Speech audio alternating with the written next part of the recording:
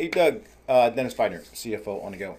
So I'm going to take you through Sage 100. A couple of things I think would be important for you or your son. So we do have an estimating module. If if you guys are happy and you're doing it in Excel, we're fine with that.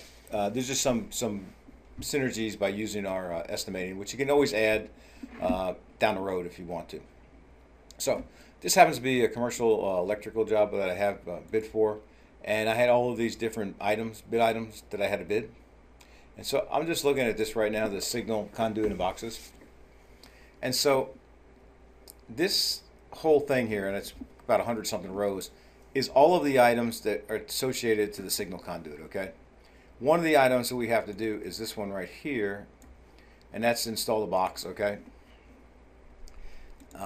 And we have tools that'll help you count these things electronically too if you have like PDF plans or JPEG plans or something like that. So, but you can just count them like you do now. Pop in, let's say this one has 50 on it, so I just put 50. And what it does is this is a formula that we built called an assembly. It says, okay, every time I have to install one of these boxes, what do I need? I need one box, I need one switch ring, I need 2 set screws, and I need 4 whatever these things are, and I need 0.08 hours of labor or electrical person to do that. Down here, I'm doing a box, and it's a little different. I have 17, and this one I need an hour for each one. So if I recalculate this real quick, that's okay. You'll see now it says I need 4 hours for this, I need 17 hours for this. This is how many screws and rings I have to buy. So it calculates all those materials for me.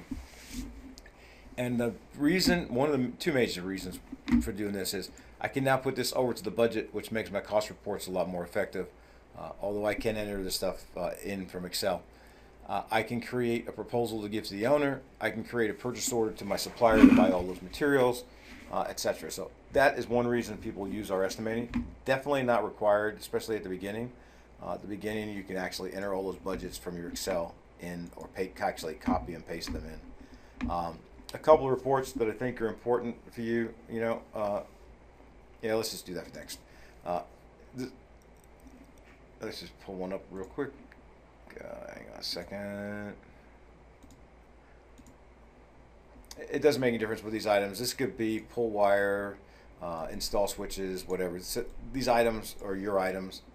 These are the hours that you budgeted. Again, like I said, you can do these in Excel. You can do them on a big old yellow pad with a pencil. I don't care. But you had to have guessed or estimated, and usually it is a guess, by the way, estimated how many hours it was going to take. So we want to enter that in as a budget for doing those tasks. These hours are being captured as you enter pay time cards into the system and do the payroll, and then it just compares how many hours you budgeted, how many hours you spent, and how many hours over budget you are for each task. Great information. Before I bid my next job, I can go back and look and see how well I did. And if you look at the very bottom right-hand corner down here, I just kind of highlighted it. It shows that this job is going to be 3 hours over budget, which is not a big deal in my eyes on a big job like this. So that's one. My favorite report is this one right here, and these items will make no sense to you, but the dollars may. So let me go grab it. Hang on one second. Again, these are your items. I don't care what they are.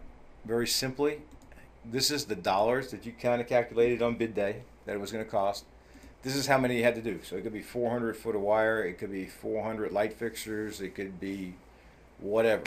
Don't care. It's something that you can count or measure. And so that was the units I estimated I had to do. This is what it's cost me for payroll and materials. I've actually on this job have done 210 of these. So I can now look and say, hey, I budgeted $77 a unit, and it's actually costing me $66 a unit. And I'm going to be about $5,000 under budget. Again, these are reports that are already in the system. There's 140, or actually 139 standard reports that come with the system. Just going to pull this up real quick. Just do this, search reports. I type in job cost. Did I spell it right? The other day I didn't. Here it is. It's 139. It shows 145, but some of those are my own special ones. But here's ones that a lot of our clients like. It's a job income statement, so it shows you what you build and your cost, and then your profit margin. Okay. The other one people like is this one here. It compares the items that you're doing, the budget, plus any approved change orders to show you what the balance is that's remaining. job labor totals by job labor. I think there's one. I think it's this one. This is job labor hours, so it shows you the person that worked, what day they were there, how many hours they worked, and compares that against the budget. And so all this stuff is just coming from the budget that I got, either from my estimating or I come from my Excel spreadsheets, plus entering a payroll in here, entering my invoices in. It's now producing these reports for me. So in addition, we have a scheduling module. I didn't hear you had that on your request list, but this is pretty simple to use if you're not doing this already. These are the tasks that you have to do to perform the job. Okay, this tells me if I'm doing the work, if it's just a reminder to order materials for long lead time items, or if I have a sub doing the work, I want to identify those items by the right person. And this is the number of days each one of these is going to take. This is the day I'm starting the project, and I get something that looks like that. So what happens, right? Something doesn't get done on time or gets done, so I can just take this, drag this out, and you'll watch the rest of the schedule all moves out with it. So now I know the items that were going to be done back in here are now out here, so I can make sure I don't order my materials too early. The other thing, you could get lucky, I guess, sometimes we do, and this item just gets done sooner. Now I know I need to order these items quicker or set up my labor force to get out there a week earlier. So this is part of the program.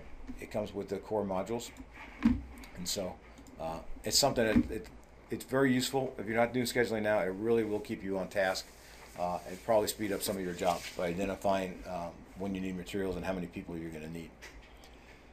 I'm not going to go into much detail. You can do this in the trial version. I'm going to get to you, but that does change orders, it does purchase orders, it does subcontracts.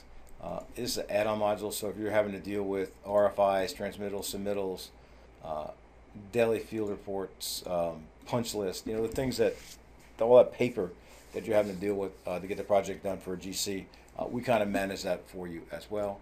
Full payroll, billings, 3 to 4 different ways to bill. So we do progress billing, percentage complete. We also do time and material billing, and we also do what I call just a 1 or 2 line item where you just go out, install a ceiling fan, done. Here's the price, here's the invoice, and be finished with it.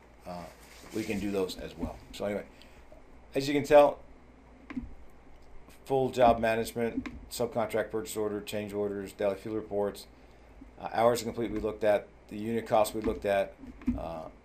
I'll just show you one cost report that a lot of our clients like. It's this one here. And the reason they like it, and we work with about 1,300 clients, is it tells me, hey, here's what my contract was on the first day. Here's the 4 change orders assigned. Looks like I have some that haven't been approved yet, but they're on my list. Here's what I budgeted. Here's the budget with my change orders. Here's what I spent this month. Here's what I spent so far to date. You know what? How could I have spent 4 times my budget? I can double click that and see who it is and how much I paid them for that day that they were out there. So I always have the detail to back up these numbers. And I'm trying to find well, here's one, this little material item. If I click on that, there's an invoice from Yardbirds and an invoice from Home Depot. Okay, so I know exactly what that is. I'm not going to do it, Doug, but if I drill down on this thing here with 2 more mouse clicks, I can actually see the actual invoice that came from Home Depot if it was scanned into the system. So we always have access to the information behind the numbers. So anyway, that's it. One thing, there's a lot of menu options here, so when you start that test drive, just open them up and look and see what's in each one. The other thing, obviously, is to remember is if I am in, we'll go to jobs real quick here. I'm just going to go to one I already have set up, and I'm stuck.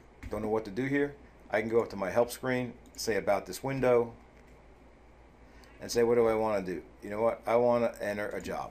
It tells me, in a lot of detail, go to this box and do this. Go to this box and do this. But it's going to walk you through that, so it's going to kind of keep you on track as you start to learn the system. There's always this help screen for every screen that kind of gets you back where you want to be. So anyway, I'm going to send you a link to that download test drive.